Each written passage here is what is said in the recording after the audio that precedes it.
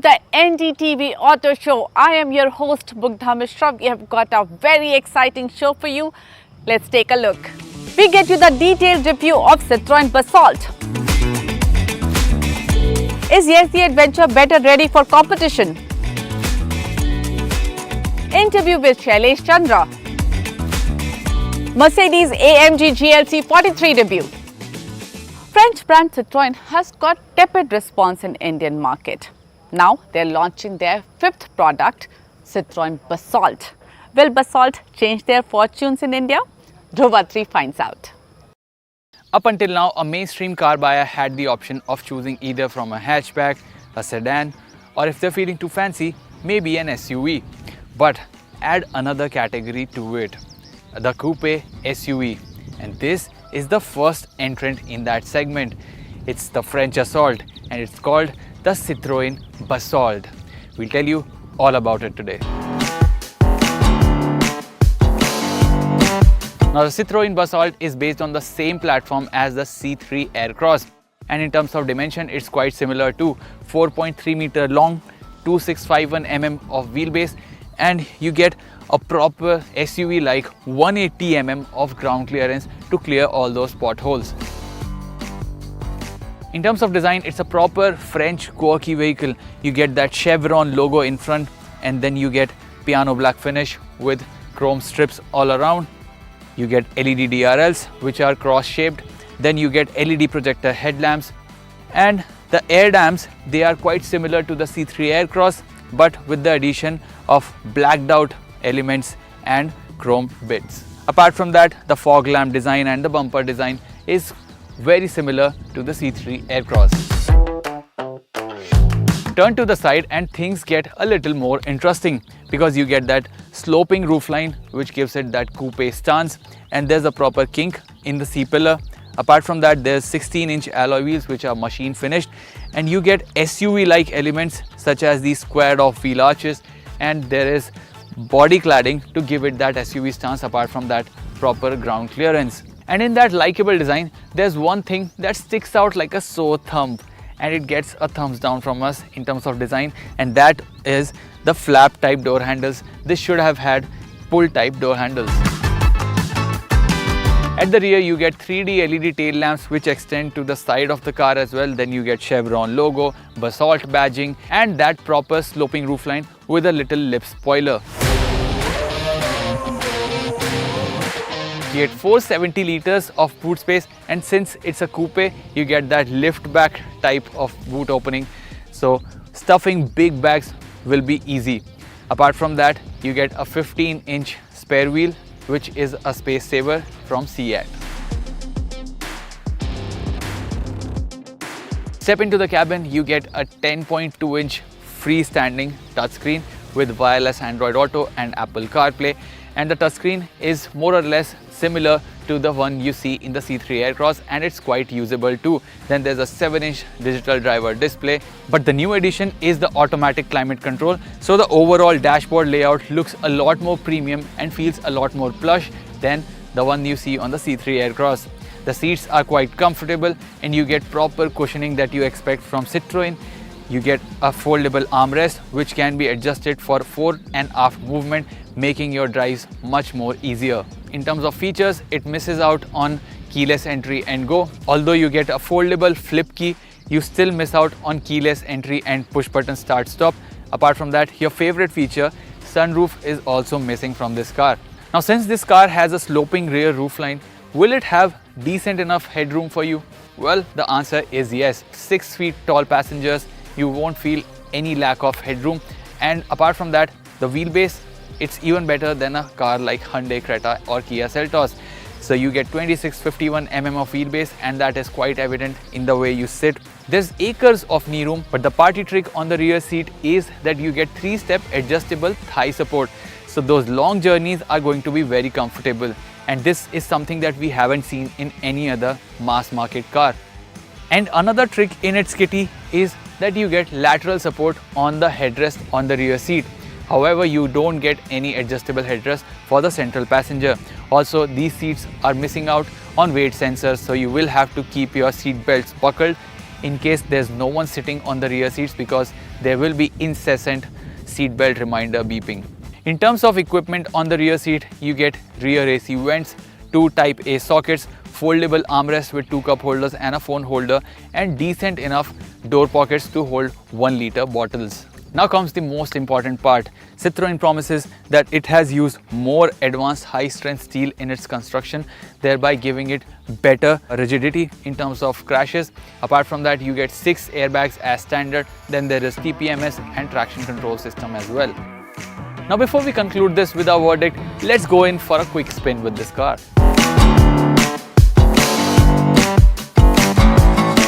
When you sit on the driver's seat in the Citroën Basalt, you are perched as high as a mid-size SUV. So you get a good commanding view of the road, and you can also see the ends of the bonnet. So it will be easy to gauge this car when you're driving it in tight spaces. The 1.2-liter turbo petrol engine, it's a little rough on the edges when you're idling, but once you start driving, those vibes smoothen out. And of course, there's more than 200 Nm of torque, and this engine, it feels quite relentless, although the power delivery is quite linear, so you won't be taken aback when you press your foot down on the throttle. So trying to overtake slow moving traffic when you're fully loaded with the full house is not going to be a task with the Citroën Basalt. I'm driving the 6-speed torque converter automatic, and the gear shifts are slightly slow in changing. There is half a second delay, but it's not so bad unless you're trying to set any lap times, which I'm sure you wouldn't with a car with these kind of dynamic capabilities. But overall, it's a smooth shifting unit, so it will be decent enough for most of your driving needs. The ride is quite supple, and it rounds off almost all the broken edges on the road, and all those small pimples, you won't feel them. And of course, these seats are quite nice and comfy too.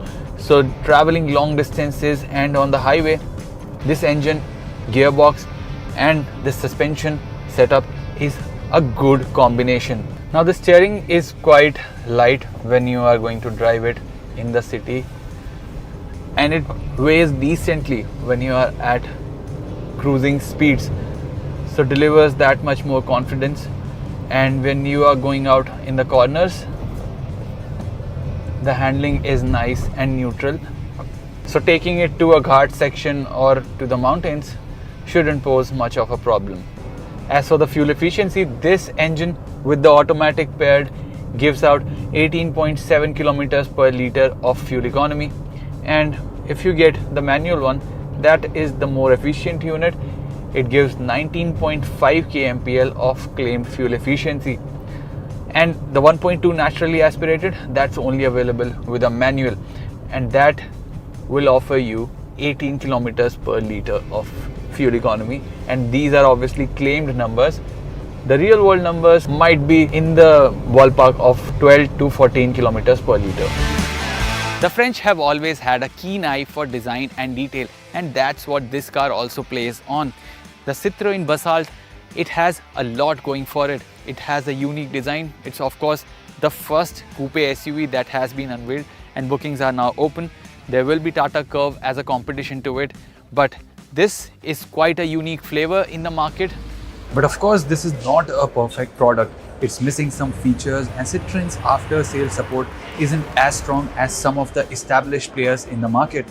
But of course, a lot depends on the pricing. If the pricing is competitive, this might create a little French revolution for Citroën in India. As for our recommendation, if you want something that looks unique, drives well, offers loads of comfort, then this should definitely be one of the test drives that you take.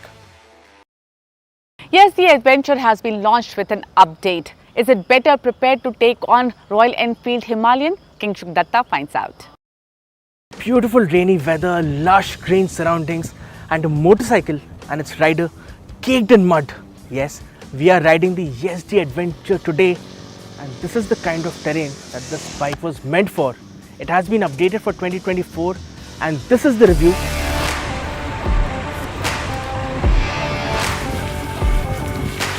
Not much changes in terms of design on the motorcycle. The graphics on the fuel tank are new, and the metal frame now gets an established 69 stickering, which was the year in which Yezdi was established. There are 4 new color schemes on offer: Glacier White, Magnite Maroon, Wolf Grey and Tornado Black. Let me quickly run you through the changes on the Yezdi Adventure 2024. Firstly, the metal cage that you see here, the size reduces 5 kg and the overall weight of the motorcycle reduces by 1 kg. It is 4.5 kg lighter than the outgoing model. Exhaust has been rerouted, so the center of gravity becomes slightly lower. The ground clearance stays the same at 220 millimeters. The cooling efficiency is much higher now and the heat management is much better. Yezdi also says that the suspension, the damping has been recalibrated so it absorbs bumps better, particularly at lower speeds.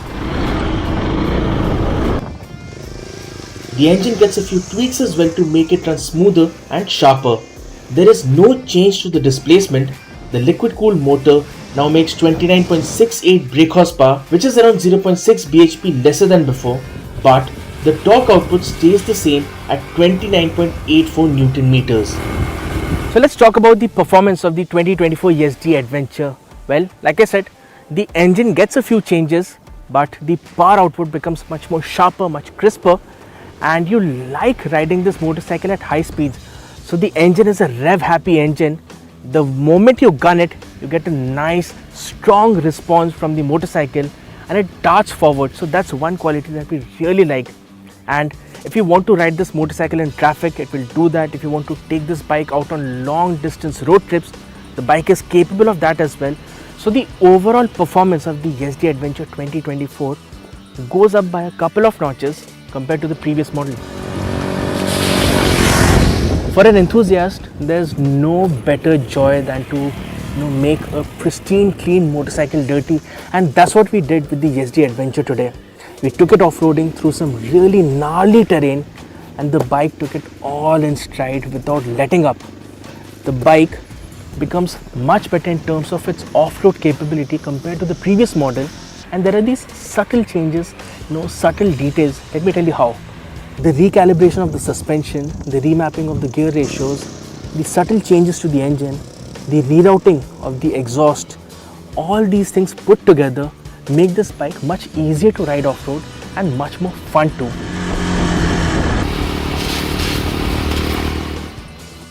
The feature set stays the same, with the motorcycle getting Bluetooth connectivity, turn-by-turn navigation and 3 settings for the ABS: road, rain and off-road. In the off-road mode, the ABS on the rear wheel can be disconnected fully. Well, there's no doubt about the fact that the 2024 Yezdi Adventure becomes a much better motorcycle than before. Well, to add to that, Yezdi has also reduced the prices by up to 5,000 rupees. So the prices now start at 2,10,000 rupees going up to 2,20,000 rupees depending on the color option that you choose. Increasing the capability of the bike, reducing the prices.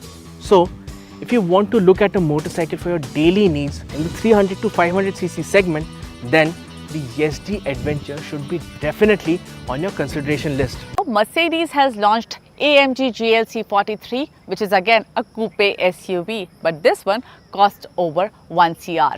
Let me tell you why. Hi, I am with Mercedes AMG GLC 43 Coupe, a car that is going to cost you upwards of 1 crore. This car gets an engine based on AMG's one man, one engine philosophy, and also an engine which is inspired by Mercedes Formula 1 cars. So let me take you through this sporty GLC.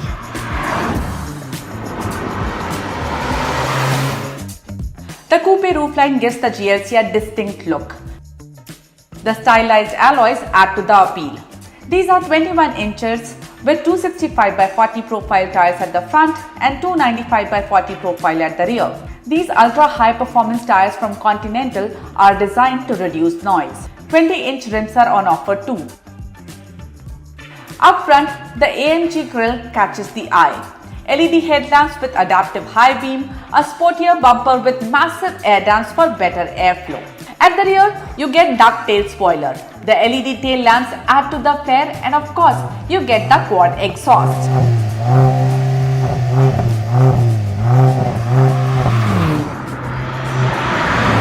GLC 43 now gets a 2-litre 4-cylinder engine, which was earlier the V6, but the power output has increased. Now you get 421 HP power and 500 Nm of torque. You also get a 48-volt starter generator, similar to what Mercedes uses in their F1 cars. There's an electric motor on the turbocharger shaft. When it detects that the air intake is less, it spools up to 1.7 lakh RPMs and makes sure that the engine gets enough air to breathe. Because of this process, there is very little turbo lag. It's almost not noticeable, and the engine is really quick and responsive. Couple that with a very responsive steering and a very balanced suspension setup, and you have a thrilling ride for you. Like in many Mercedes, this one also gets a 9-speed transmission, but this transmission actually is very different from the rest of them. This is a multi-clutch wet transmission, making sure that the downshifts happen really quickly. This also gets active suspension, so you have sports mode, sports plus mode, and then there is comfort mode. The good thing about this suspension tuning is that it's comfortable enough for you to not hesitate taking it out for your everyday run. And yet, you feel absolutely confident pushing it around the corners when you want to take it on a racetrack. For added control, you also have rear axle steering. The rear wheels turn up to 2.5 degrees depending on your speed. So if you're below 100 kph, the rear wheels will turn in the opposite direction, making sure your turning radius is small and you feel a lot better control over the car. And when the speed is above 100 kph, the rear wheels turn in the same direction as the front wheels, making sure that actually the car feels a lot more planted. When you're buying an AMG, you want the feel of an AMG. The sound has to match the expectation. In this car, you do hear the sound, but that sound is being played by the sound system.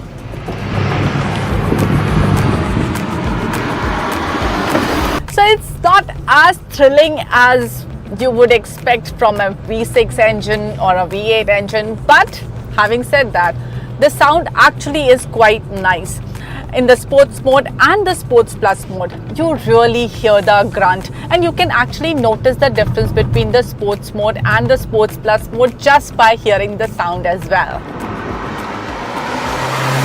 While I am having a lot of fun driving GLC 43 around, let me stop and show you its interiors. This cabin combines the practicality of GLC with sportiness of GLC 43 Coupe. You get very sporty looking interiors with this very interesting red seat belts. Then you get an 11.9-inch touchscreen with fingerprint sensors, and you get race telematics in here.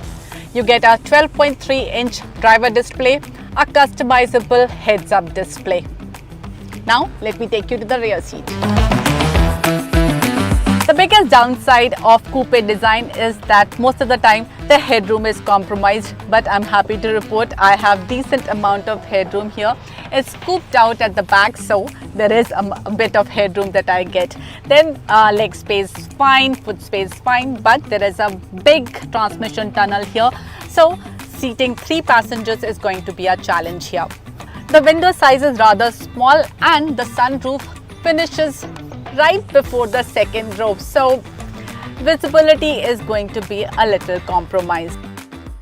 The boot space is 545 liters and the spare wheel is under the floor, making this space usable. The second row folds in 40-20-40 ratio, freeing up more space when needed. AMG GLC 43 Coupe is a well-balanced product. When you want a sports car that is thrilling yet capable of daily family duties, GLC 43 Coupe is the answer for you. It has been launched at Rs 1.1 crore and with very little competition is expected to get its fair share of buyers. Tata Motors has launched Curvv EV at very attractive pricing. They are going to launch its petrol and diesel variant on September 2nd. I sat down with Shailesh Chandra, MD Tata Motors Passenger Vehicle and Electric Mobility to talk more about Curvv. Pricing strategy, what was the thought behind that? It is important that if a customer in a segment like mid-size SUV is thinking of buying an automatic transmission car, then they should actively consider electric also, because this is the best automatic that you can get in any car. And that was the thought process. Given the battery prices have been coming down, we have gone for deeper localization. It gave us an opportunity to bring price parity. In fact, it is slightly less than the on-road price of a petrol automatic in a mid-size SUV. What about market size? What is the customer profile you are looking at for Curvv as a brand, and what is the market size you think you are targeting with this? No, so see, this is a mid-size SUV segment, which is typically today, if you see, this segment would be about 55,000-60,000 a month. At an annual level, this would be more approaching 700,000. So this is a large segment now, which gives you the possibility of experimenting with more newness, body styles and all. So, the idea of Curvv, if you see, the mid-size SUV segments are primarily customers who are not the first time buyers, as unlike the compact SUV segment, where in Nexon, for example, 60% of our Nexon buyers are first time buyers. Mid-size SUV is an upgrade, segment. And therefore, these customers who have owned a less than 4-meter car are now upgrading to a 4.3-meter car or a mid-size SUV car. So primarily, I feel that the Curvv customer is going to be a customer who's upgrading. But they're really thinking about hybrid, for giving a little bit more focus on hybrid. I don't think so, because hybrid is just an interim technology, more an ICE vehicle. It might be required by certain manufacturers depending on what is their mix of EVs. And therefore, if there is on the ICE side any technology required to ensure that the mix makes them compliant to meet a CAFE requirement, otherwise they'll face the penalty. So hybrid is only going to serve that purpose.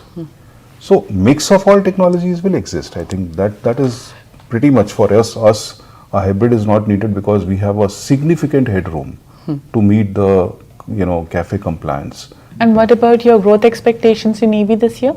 I said that we want to remain focused on seeing how we can hit the 1 lakh number. That is the aspiration that we'll still be chasing. We have a lot of tailwinds. The festive season is going to come. There are launches. Curvv EV has got launched. Then we have Harrier EV also coming.